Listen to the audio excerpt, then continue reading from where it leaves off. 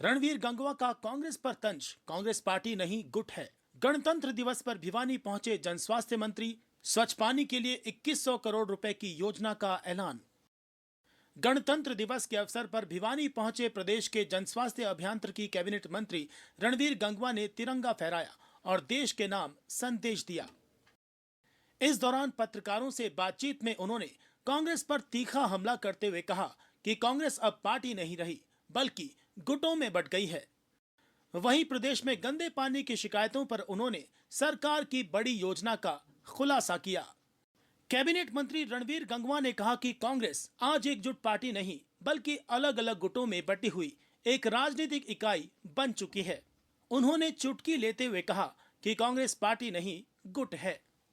प्रदेश में कई जगहों पर गंदे पानी की सप्लाई को लेकर उठ रहे सवालों पर मंत्री ने कहा कि कहीं कहीं तकनीकी दिक्कतें जरूर हैं, लेकिन सरकार उन्हें तेजी से ठीक कर रही है।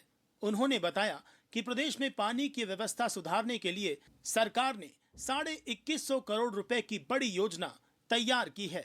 इस योजना के तहत लोगों को स्वच्छ और सुरक्षित पेयजल उपलब्ध कराने के लिए विशेष अभियान चलाया जाएगा। मंत्री ने कहा कि बारिश के कारण कई पानी के टैंक और ट्यूबवेल खराब हो गए थे, जिन्हें दुरुस्त किया जा रहा है। इसके साथ ही जरूरत के अनुसार नए ट्यूबवेल भी खुदवाए जा रहे हैं ताकि किसी भी क्षेत्र में पानी की किल्लत ना हो। जहां एक ओर रणवीर गंगवा ने विपक्ष पर सियासी वार किया, वहीं दूसरी ओर सरकार की प्राथमिकता भी साफ कर दी, हर घर तक स्वच्छ पानी पहुंचाना। 2150 करोड़ की योजना के साथ सरकार ने यह संकेत दिया कि राजनीति से आगे बढ़कर अब फोकस जनता की बुनियादी जरूरतों पर रहने वाला है। क्लिक इंडिया न्यूज के लिए अभय ग्रेवाल की रिपोर्ट।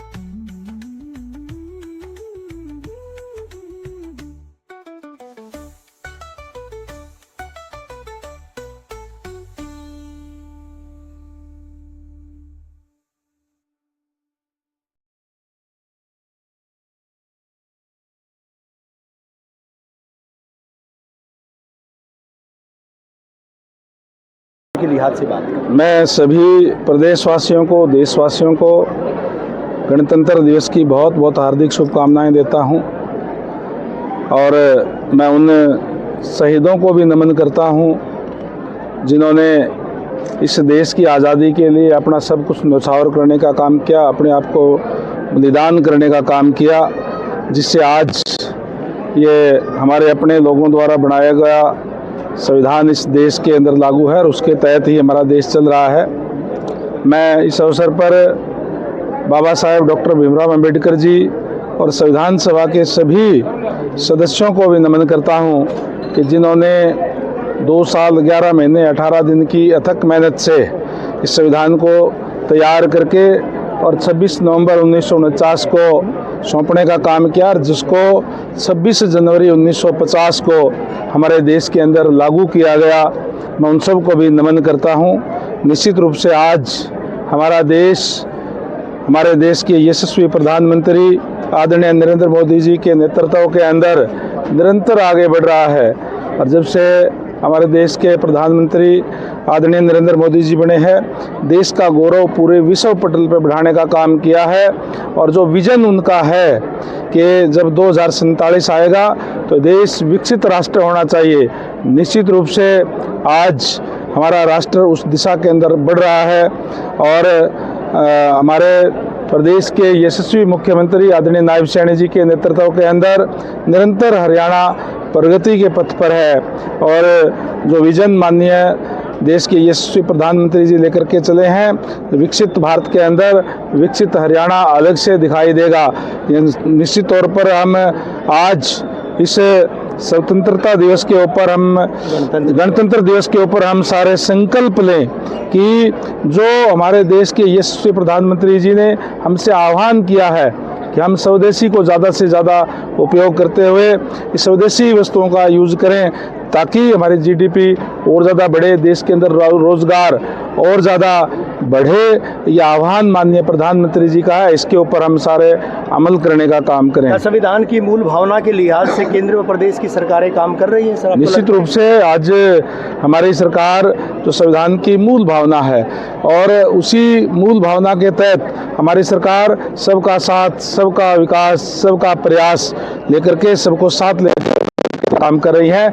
आज जा रहा है, आज पारदर्शिता से सरकार चल रही है। चाहे मैं प्रदेश की बात करूं, चाहे देश की बात करूं, आज युवाओं को मेरिट के आधार पर नौकरियां प्रदेश के अंदर, देश के अंदर मिल रही है।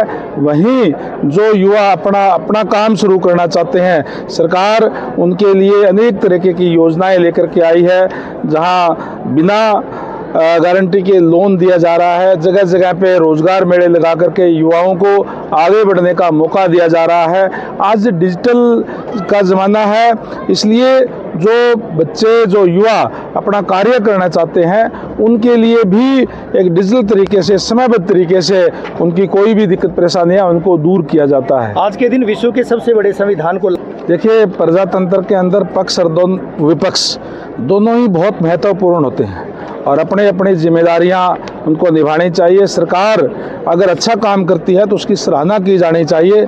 अगर सरकार कहीं कोताही बरतती है तो विपक्ष का काम है उसको उजागर करने का काम करें। लेकिन दुर्भाग्य इस बात का है देश के अंदर कि आज विपक्ष केवल और केवल उन्होंने विरोध करना है। कोई अच्छे काम करते हैं तो भी विरोध करते हैं, केवल भ्रम में डालने के काम करते हैं। ये संविधान बाबा साहेब डॉक्टर भीमराव अंबेडकर जी और उनके नेतृत्व के अंदर जो बना है, ये कोई भी इसको बदल नहीं सकता।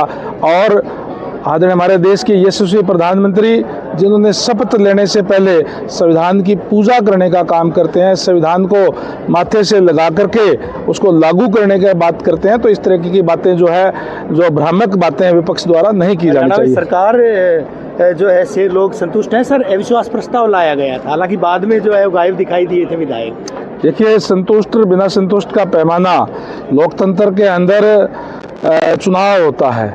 लगातार तीसरी बार भारतीय जनता पार्टी की सरकार प्रदेश के अंदर भी और देश के अंदर भी है। इसका मतलब ये है कि लोगों ने भारतीय जनता पार्टी की सरकार के कामों पे मोहर लगाने का काम किया। कांग्रेस कहाँ खड़ी है सर हरियाणा? कांग्रेस, अगर हरियाणा की बात करूं तो पार्टी है ही नहीं। कांग्रेस के गुट हैं, अलग अलग गुटों में बटी हुई कांग्रेस जो है वो प्रजातंत्र के अंदर जनता का विश्वास खो चुकी कांग्रेस है। और प्रजातंत्र में जब जनता का विश्वास खो देते हैं तो उसका ग्राफ और ज़्यादा नीचे गिरता है। मैं समझता हूँ कि कांग्रेस की हालत आज यही है।